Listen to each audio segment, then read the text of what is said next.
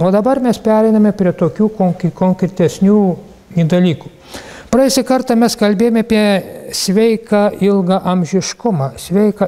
amžiškumą ir mes pasinaudojame kuo? Ta medžiaga, kurią surinko Nacionalinės geografijos žurnalo bendradarbiai. Ir va, ten kaip tik prisimenate, kad tie, kurie buvo ilgamžiai ir buvo sveiki, jų mityba buvo kas? Buvo būtent be mėsos, buvo vegetarinė mityba. Ir jie visi žinojo tikslą ir prasme, kodėl gyvena. Ir tuo pačiu būtent geri tarpusavio santykiai. Na va, ir šiandien mes pradedame naują temą, apie kurią mes kalbėsime tęstiniu būdu, nes tai yra tokia netikėta tema, kad daugelis žmonių iš karto nuo jos atšoka, tai sako, ne mums, tai mes to nepajėgsime, bet aš bandysiu parodyti, kad mes gyvename tokiais laikais, kada būtinai reikia, jei ne praktiškai, tai bent teoriškai apie tokias galimybės žinoti, būtent kas yra žmogus ir kokia jam yra tikroji mityba skirta paties viešpaties. Na va, ir tai, kaip matote, pavadinta natūralus maistas arba žaliavalgystė arba gyvas termiškai neapdorotas maistas. Saulės maisto skonis, kaip vienas iš tų gyvavalgių, būtent gyvavalgių. Gyvybė turi misti gyvybė, bet ne mirtimi. Termiškai apdorotas maistas tai yra kas? Tai jau yra miręs maistas. Gyvybė turi misti gyvybė, kad ji iš tiesų būtų gyvybinga. Na va, ir iš pradžių reikėtų pradėti būtent nuo reklamos.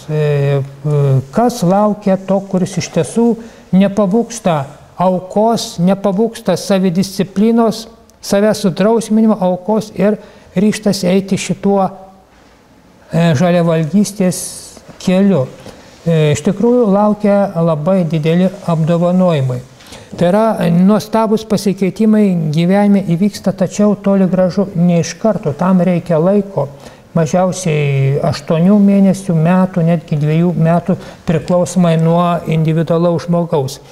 Bet čia reikės pasiaukojimo, reikės savidrausmės, savidisciplinos. Ir va tas pats Skotas Pekas, kuris iš tiesų yra parašęs nuostabią knygą, jisai taip ir apibrėžė. Savidisciplina, kas yra savęs suvaržymas, mes suvokiam savidiscipliną kaip kažką nemalonų, skaudų, o jisai sako, savidisciplina tai yra rūpinimasis savimi. Tai yra rūpinimasis savimi. Ir va čia būtent tos aukos labai daug reikės, nes tai yra aukojimas, jis yra pagrindinis būtent religinis veiksmas. Na va, ir visų pirma, kasgi yra, kad mūsų šitas civilizuotas pasaulis vis labiau tunka, kaip sakė šitas Vingilis, pabuvojus Jungtinėse Amerikos valstijose, auga nauja karta, liūliantys žmonės, augantis į plotį. Ir Lietuvoje taipogi nutukusių, nutunkančių žmonių vis daugėja, turinčių svorį ir tuo pačiu ypatingai moteris pergyvena dėl išvaizdos, dėl figūros ir dėl sveikatos. Ir vat Kauno dienoje čia prieš savaitę ar kitą skaitau sveikatos priede, kad moteris ryžtasi Gariūnų turguje pirkti tabletę su gyvais kiaulinio kaspinuočio kiaušinėliais. Su gyvais kainuoja tos tabletės 60 litų. Ten taip ir parašyta. Tai va štai kokiai kuo mes rizikuojame. O čia svoris iš tiesų labai ateina į normos ribas. Ne iš karto, bet svoris iš tiesų ateina į normos ribas. Galite pasižiūrėti, perleiskite per rankas, va čia yra žmogus parašęs knygą Pavelas Sebastianovičius, būtent apie žaliavalgystę, ir čia jisai prieš tapdamas žaliavalgiu, o čia po to, kai tapo žaliavalgiu. Maždaug po metų 2, aš tiksliai neatsimenu, bet nemažiau metų. Kai mes kalbėjome rudenį apie mitybą virsminio laikotarpį, tai aš baigiau paskaitą maždaug tokia mintimi, kad yra 2 laisvės rūšys. Pirmoji laisvė tai yra trokšti ir norėti. Tai yra, kada mano norai ir troškimai mane valdo, kol galų gale aš tampu šitų norų ir troškimų vergu. Tai laisvė būtent yra kelias, šita prasme laisvė yra kelias į vergovę. Ir antroji laisvė tai yra laisvė nuo norų ir troškimų. Žmogus tampa savo norų ir troškimų valdovas. Tačiau labai susišaukia antroji laisvė, tai, ką sako Skotas Pekas, kad savidisciplina, savidrausmė yra rūpinimasis savimi. Tik tas pasakyta kitais žodžiais. Na, ir Marko Tveno žodžiai, kuriuos jis pasakė daugiau prieš 100 metų apie civilizaciją, tada toli gražugi nebuvo tiek bereikalingų dalykų pridaryta, prikurta, parduodama kaip dabar. Ir tada jau Markas Tvenas pasakė, kad civilizacija tai yra neribotas, nereikalingų reikmių dauginimas. Ir dabar šitų nereikalingų reikmių mes vis dauginam ir dauginam ir dauginam. Ir čia, kaip matote, kalba žaliavalgystė bus apie tai, kad reikėtų mažinti patį vartojimą. Reikėtų būtent mažinti patį vartojimą ir tapti laisvu nuo savo norų ir troškimų. Ir tie poreikiai kuriami atsirandant vis naujiems norams. Na, ir pagaminamas daiktas ir tada reklama yra skirta naujiems norams ir troškimams sukurti. Reklama yra skirta naujiems norams ir troškimams sukurti.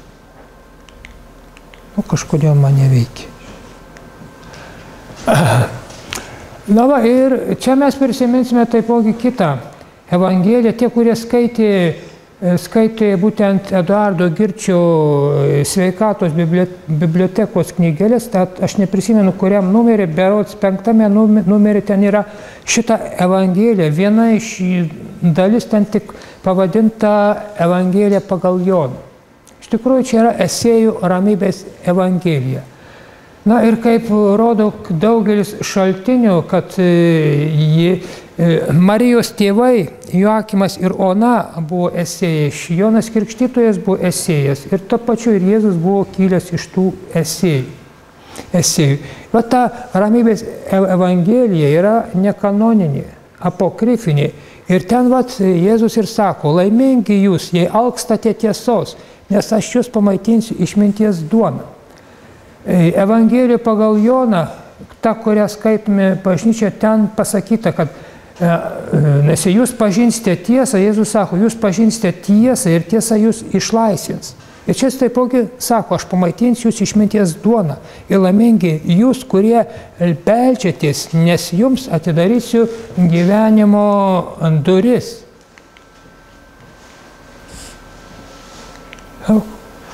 Kažko tai, nežinau, man reikia. Kaip žinoma, aš nemoku. Ir čia vėl yra tęsinys iš tos pačios ramybės Evangelijos.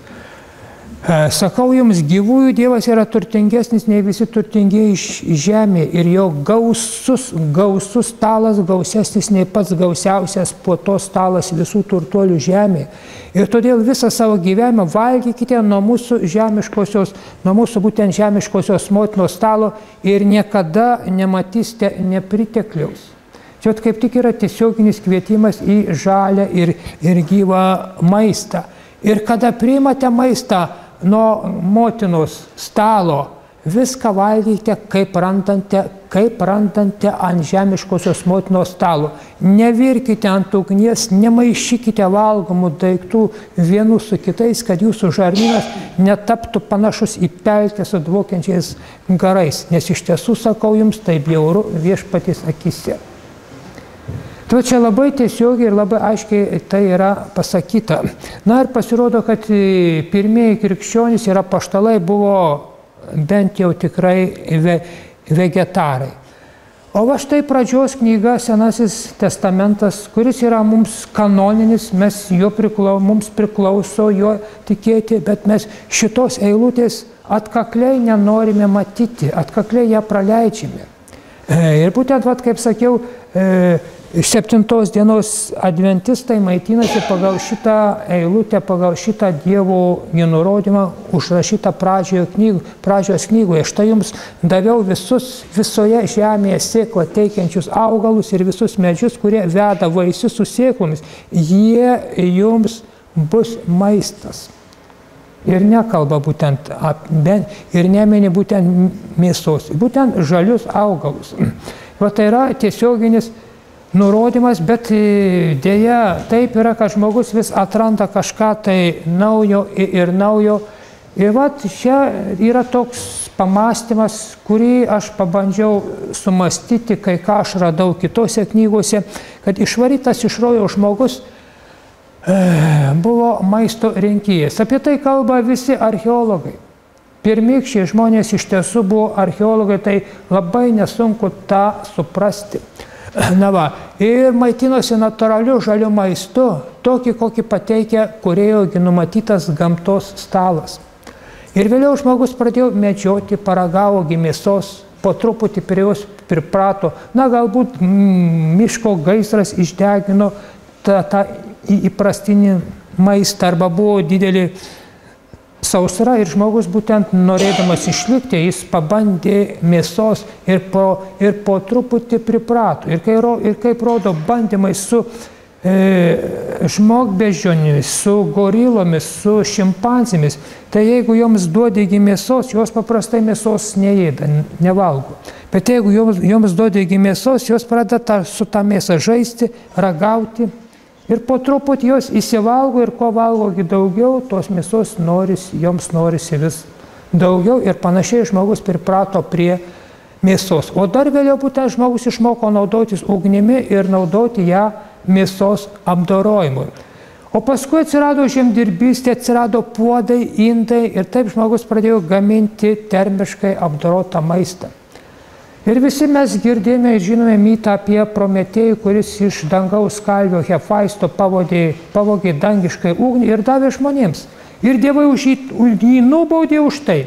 Ir prikalė prie uolos ir kiekvieną dieną ar naktį atskrisdo erelis ir lesė jo kepenis. Kodėl jam Prometėjui, kuris pavogė ugnį, skaudėjo būtent kepenis? Ne ką nors kitą, kokį kitą organą, o būtent kepenis. Ir nuo to būtent per daug gausaus maisto ir mūsų kepenys kaip taisyklė pirmiausia ir nukenčia.